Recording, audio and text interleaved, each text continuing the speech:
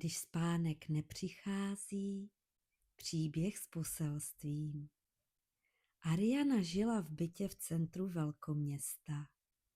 Z oken viděla střechy domů a úzkou silnici, po které i pozdě večer projížděla auta. Pracovala jako zdravotní sestra v nemocnici. Práci, kterou nešlo dělat napůl. Sester bylo málo a pacientů hodně. Dny plynuly v neustálém tlaku, shonu a požadavcích, které se vršily jeden na druhý. Často se nestíhala ani najíst. A i když pracovala bez zastavení, odcházela domů s pocitem, že to nestačilo. Že vždycky něco zůstalo nedodělané. V nemocnici panovalo napětí. Vztahy mezi kolegy byly chladné, místy až nepřátelské. Každý si hlídal hlavně sám sebe a své podmínky. Každý se snažil mít co nejméně práce a co nejméně odpovědnosti. Ariana měla dobré srdce a chyběla jí schopnost říct ne. Když bylo potřeba zůstat déle, vzít směnu navíc nebo převzít úkol, který nikdo nechtěl, zůstávala ona. Postupně se stalo samozřejmostí, že nese víc než ostatní. A přesto se o ní šířily pomluvy. Slova, která bodala víc než únava.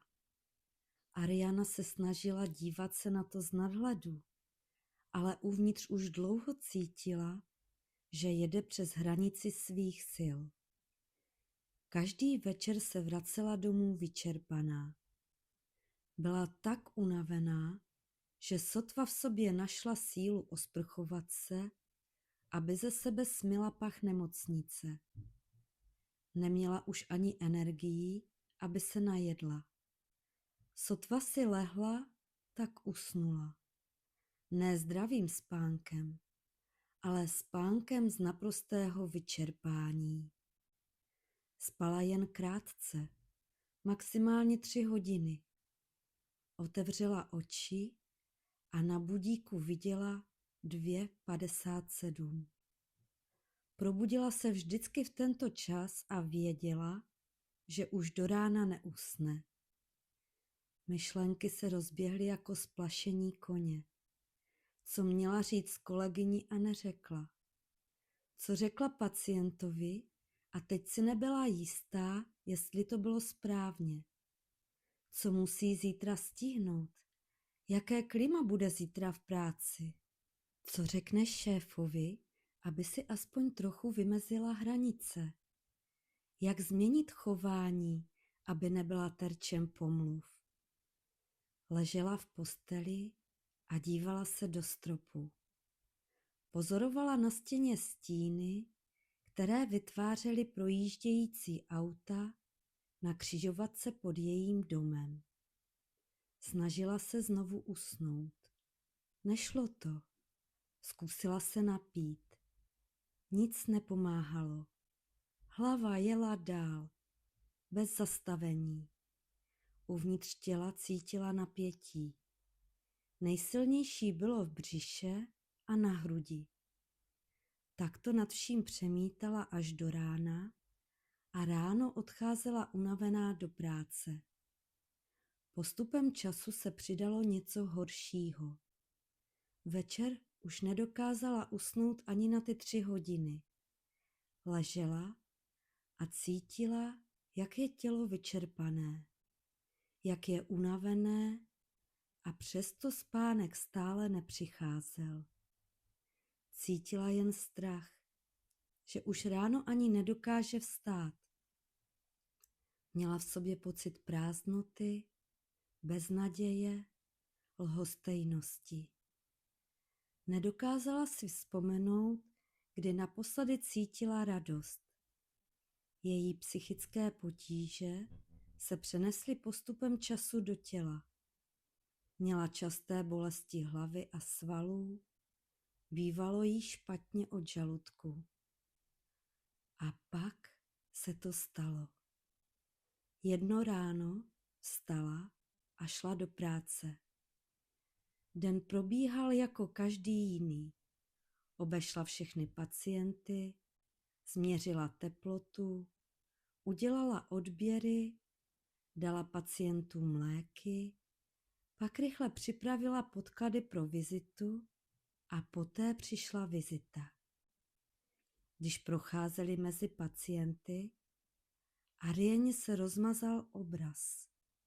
Povolila se kolena a upadla na zem.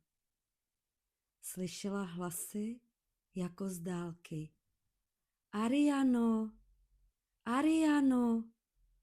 Vnímala je, ale jako by nebyla ve svém těle. Pak přišla tma. Probrala se s kapačkou v ruce. Ten den odjela taxíkem domů. Vzala si dovolenou. Pocit volna, který nezažila už velmi dlouho. Dny bez směn, bez zodpovědnosti, bez toho, že musí být k dispozici. Ariana si vzala léky na uklidnění a 3 dny a 3 noci téměř nepřetržitě spala. Když se probrala, ucítila, že musí odjet. Pryč z města, pryč z hluku. Seděla u notebooku a na obrazovce se objevila reklama. Smaragdový ostrov. To je ono, řekla si. Cítila to celým tělem. Koupila si letenku a druhý den odlétala. Když letadlo začalo přistávat, přitiskla čelo k okénku. Pod ní se z moře vynořoval ostrov. Viděla hory, lesy, hluboká údolí. Všude byla zeleň, žádné mrakodrapy, žádné dálnice nebo velkoměsta, jen příroda, slunce a moře. Ariana nastoupila do taxíku a vyrazila k ubytování, které si předem objednala. Cesta byla dlouhá, ale pohodová.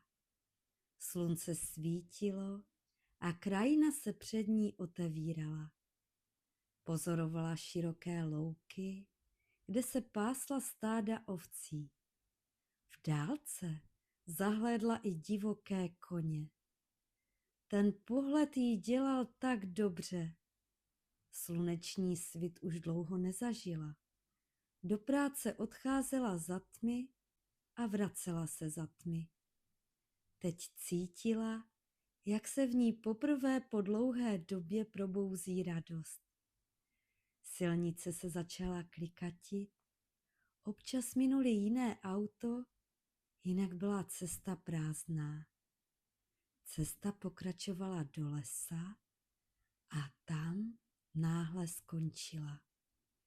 Řidič zastavil, otočil se k ní a klidně řekl: Dál už musíte sama, tady cesta končí. Ariana vystoupila z auta. Cítila čistý vzduch a vůni jehličí.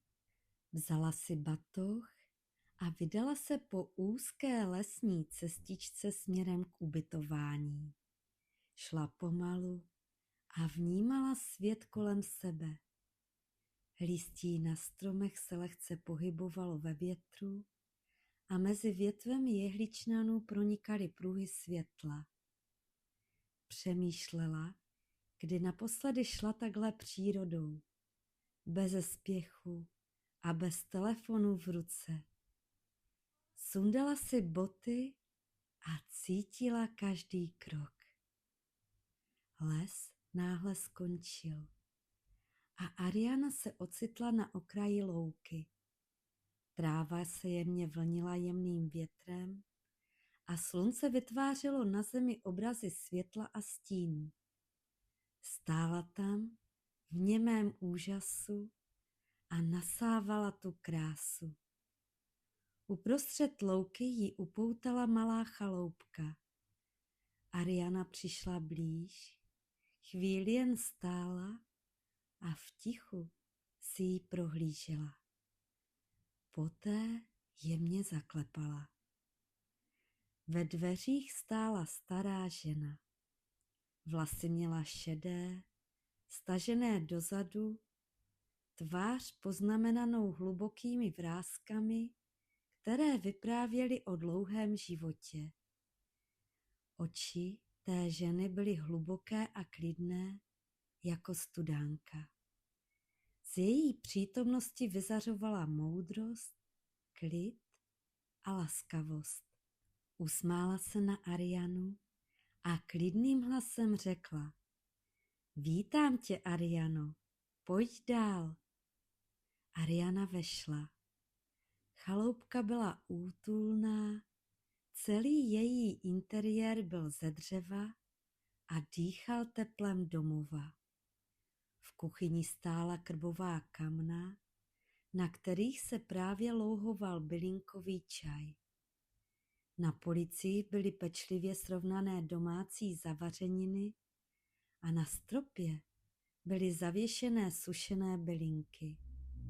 Stařenka tam žila sama.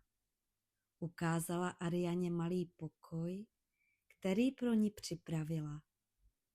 Uprostřed stála dřevěná postel s naducanou těžkou peřinou a polštářem, které v Arianě okamžitě probudily vzpomínky na dětství strávené u babičky.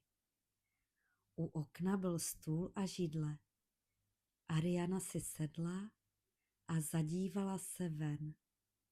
Louky a lesy se rozprostíraly všude kolem a ten pohled jí zcela pohltil. Seděla tam dlouho, neschopná se odtrhnout. Když se otočila, stařenka stála tiše ve dveřích. Podala jí hrnek bylinkového čaje. Nazvala jsem ho Nový začátek, řekla. Tady si odpočíneš. V noci se tady spí úplně jinak než ve městě.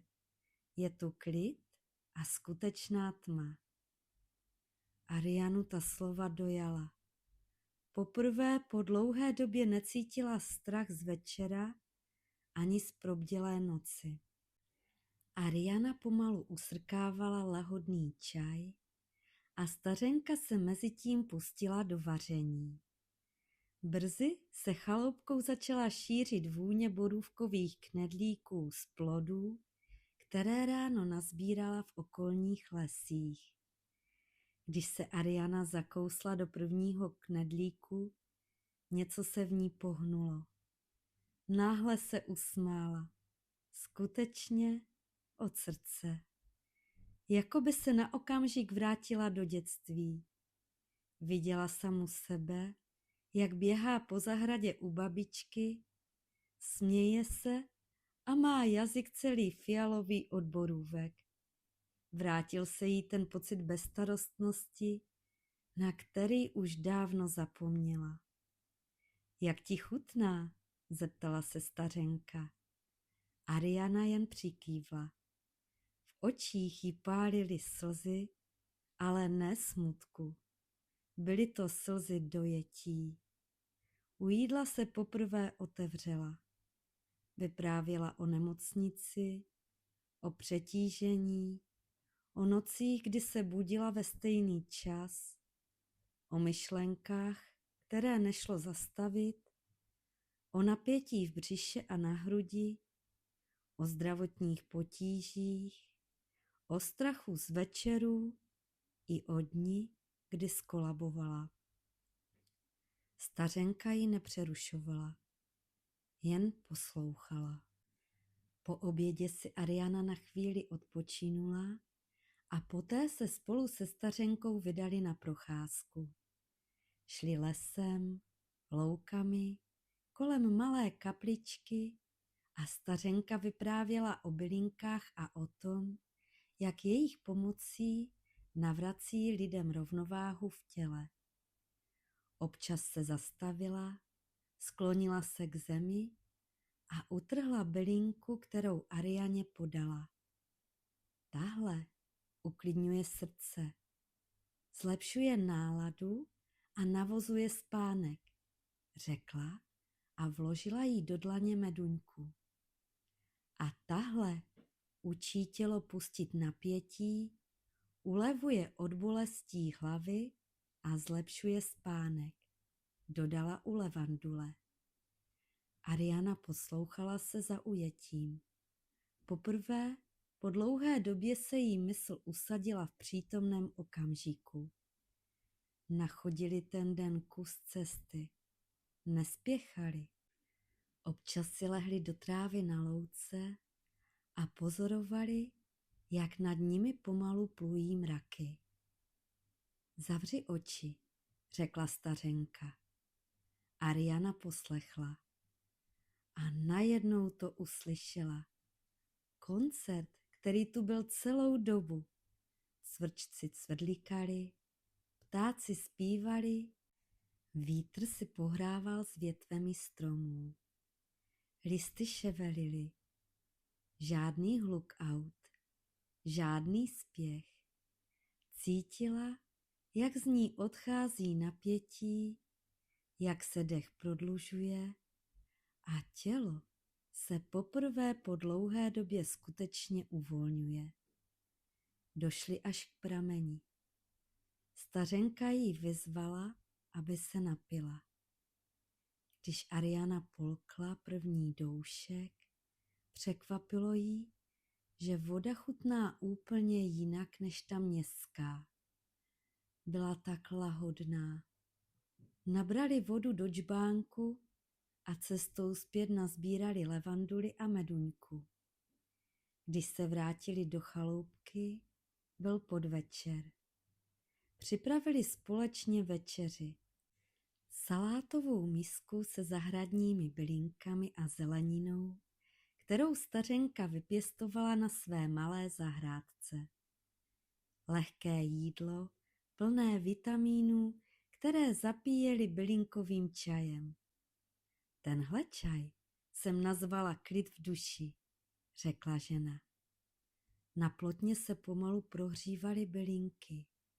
Vůně levandule a meduňky prostoupila celou chaloupkou. Večer se Ariana umývala v dřevěné vaničce. Žena jí do vody přidala výluk z bylin a zapálila několik svíček. V chaloupce nebylo žádné umělé světlo, jen plameny, které vrhaly na stěnách stíny. Venku panovala úplná tma, taková, jakou Ariana už dlouho nezažila. Ten večer byl jiný. Pobyt v přírodě, dlouhá procházka, účinek bylin, klid v chaloupce a lehká večeře udělali své. Na Arianu dolehla únava. Šla si lehnout a během chvilky usnula. Klidně. V noci se sice probudila, ale tentokrát beze strachu, bez pocitu úzkosti, bez myšlenek, které by ji pronásledovaly. Několikrát se zhluboka nadechla a vydechla a po krátké chvíli znovu usnula. Další dny plynuly tiše a pomalu. Ariana pracovala rukama. Pomáhala stařence s prací na zahrádce, starala se o pár domácích zvířat. Chodili spolu mlčky lesem na dlouhé procházky.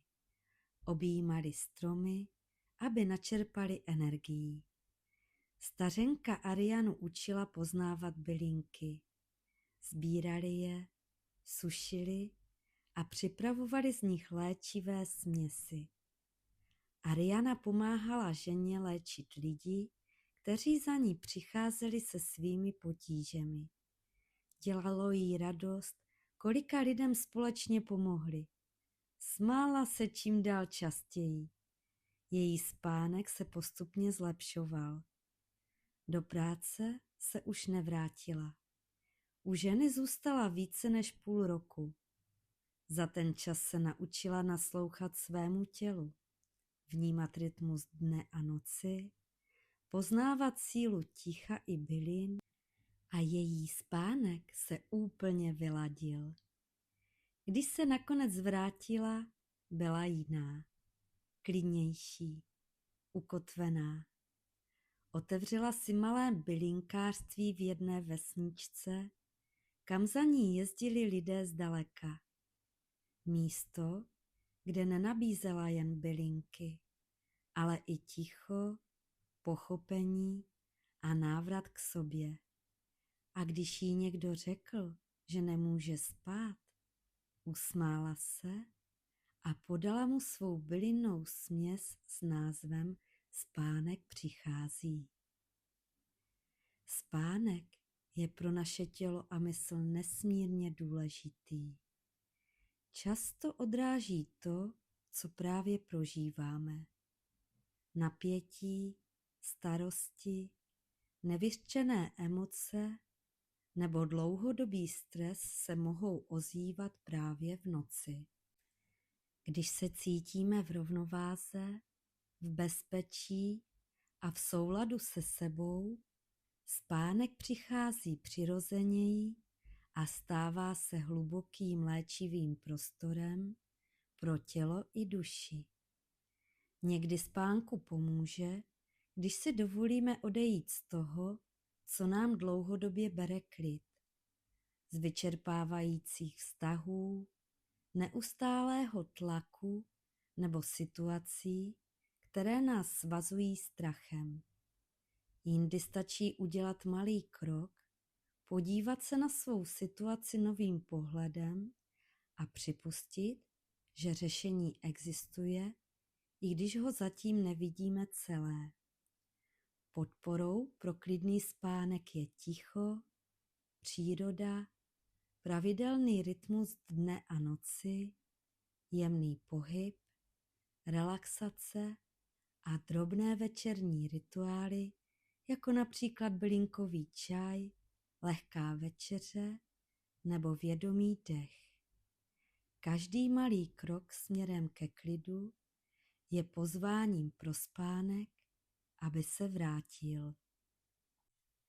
Co ti dnes ve tvém životě bere spánek? A co by se muselo změnit, aby se spánek mohl vrátit?